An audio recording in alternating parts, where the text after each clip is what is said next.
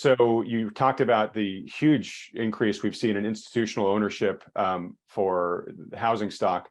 Again, I think that's a moral and a societal negative in the sense that you do not want to, I don't like excessive regulation, but you do not want to be in a world where too great a percentage of your housing stock is controlled by corporate entities. And we seem to be just hurtling towards that path right now. And you talked about Blackstone. There are a few other players out there that are doing this.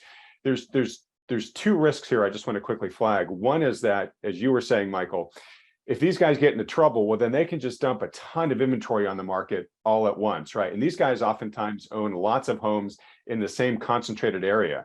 So they can conceivably just crater a market overnight by dumping all this inventory on there. That may or may not happen. We're gonna see soon.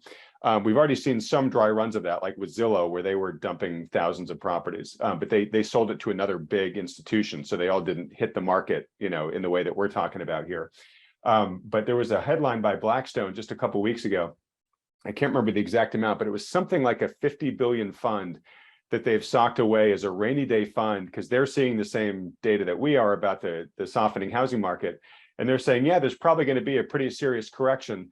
We're going to put aside this massive war chest so that we can descend and just buy up all this inventory, once the dust settles. And again, these bastards can way out compete with average, folks trying to buy a home for a whole variety of reasons. One, they've got this massive war chest, but they can borrow at much, much lower rates than the average household can for mortgages, right? So it's such an unfair competition. And again, this is just not good for society if one day we wake up and we're just all renters to our, corporate overlords. So it seems like you feel the same. Well, I feel like you just gave a campaign speech, so you're not running for anything, are you? Because you got my vote. I'm running for your vice president. Yeah. Very witty. We talk about regulation. Of course, Wall Street is full of, slimy people. There's not a breaking news here. But what is encouraging them? It's their access to cheap credit. I mean, they had the cheapest credit ever. They can float money at the cheapest rate ever, thanks to the Federal Reserve. You want to start regulating somebody? Start regulating our central bank. That would be the first thing I would say to do.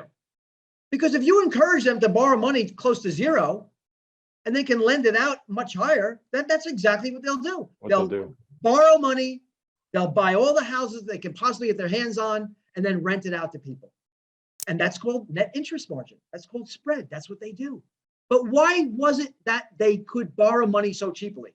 Because ever since basically 2008, money has been almost free for most of that duration, with very few exceptions and for very short durations. So that's who I would start regulating.